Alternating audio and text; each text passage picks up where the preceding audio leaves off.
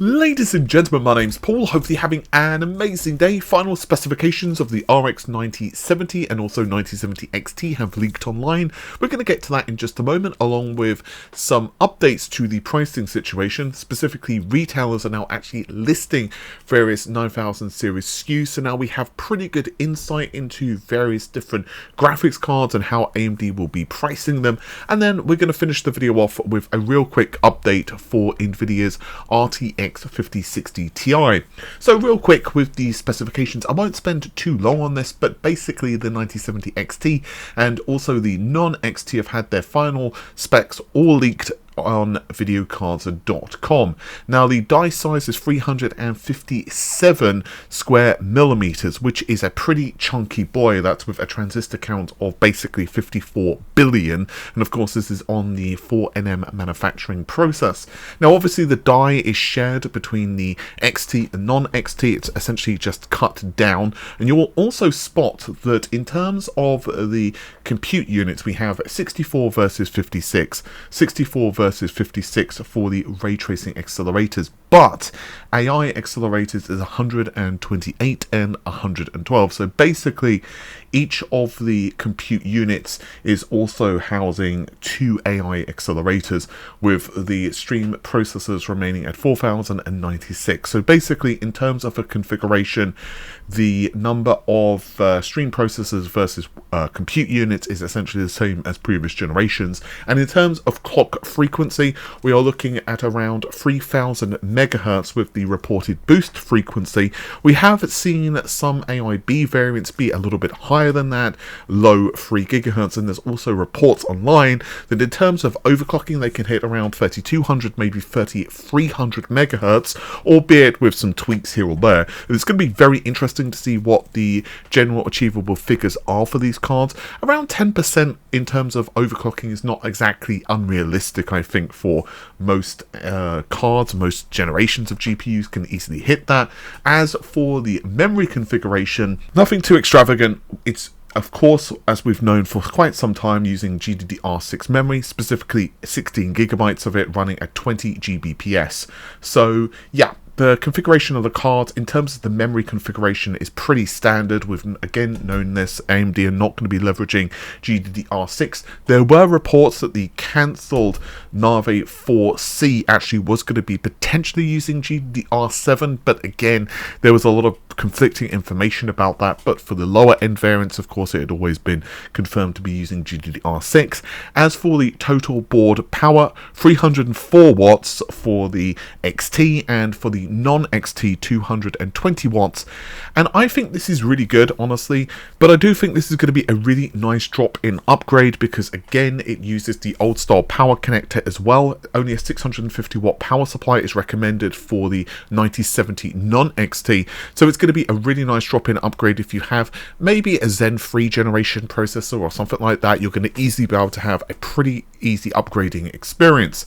But what about prices? Well, Micro Center have actually done an oopsie, and they have actually started to list various graphics cards. And I'll say right off the bat that I don't know if this listing is going to be taken down by the time this video goes live. I've grabbed a couple of images of it. A couple of folks were telling me about this on Discord, so thanks to those who did. I managed to grab an image. I have also checked a couple of other retailers also in the UK as well, for example Overclockers UK and Scan, and as of the time I'm recording this, they are not listing their prices. But basically speaking, you can see that ASRock currently have the cheapest model, which is $700 US, and then there's also an XFX card which is $730 US. Now this coincides with something from yesterday that I covered, where AMD basically released promotional material, and in that promotional material they were saying it was under $700 US. Now I still don't know if this is final pricing. There have been some folks who are saying that AMD are targeting $650 US. Other reports it's $699 US. I personally think that as of yesterday anyway, they had not been 100% swayed one way or another. I do think under $700 US for the MSRP of the basic cards, but Obviously, A, different regions are going to price things differently. B, different retailers are obviously going to take different margins. And C, this could be still inaccurate pricing. Again, it's going to be the 28th that AMD reveals all of the information. And also, I will be very curious to see what stock is like. I'm hearing some reports from some of my sources that stock is actually pretty good, and AMD, to be fair, they were supposed to release these cards quite some time ago, so theoretically anyway, they've had more time to build up inventory.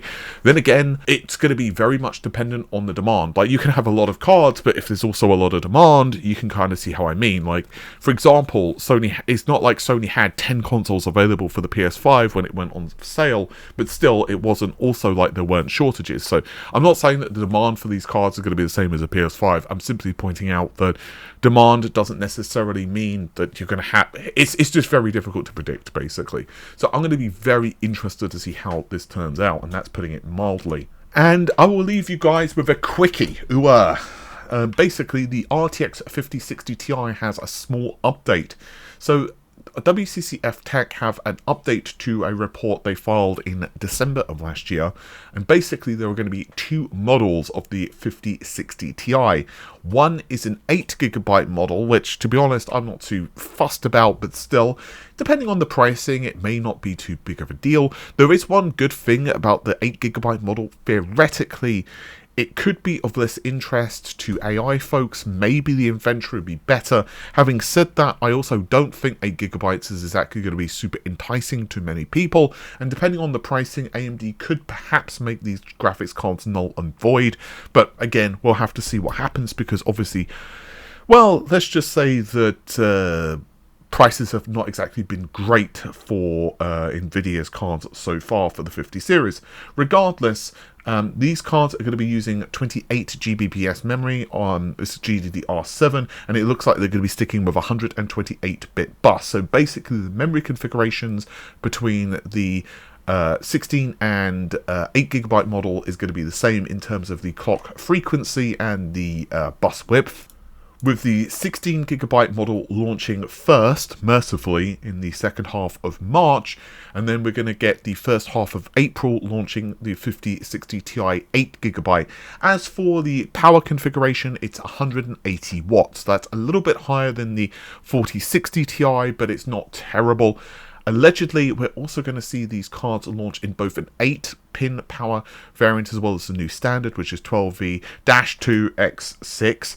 To be honest with you, I think that that's actually a good, meaningful move for Nvidia. I think that perhaps some of the other GPUs as well would be nice and served with that, but that's just my personal opinion. With that said, guys, sorry for the shorter video today. I'm working on a couple of things, but normal service hopefully shall resume tomorrow. Take care of yourselves, and also, of course, subscribe to the channel if you've not already. Take care of yourselves, stay safe. Bye for now.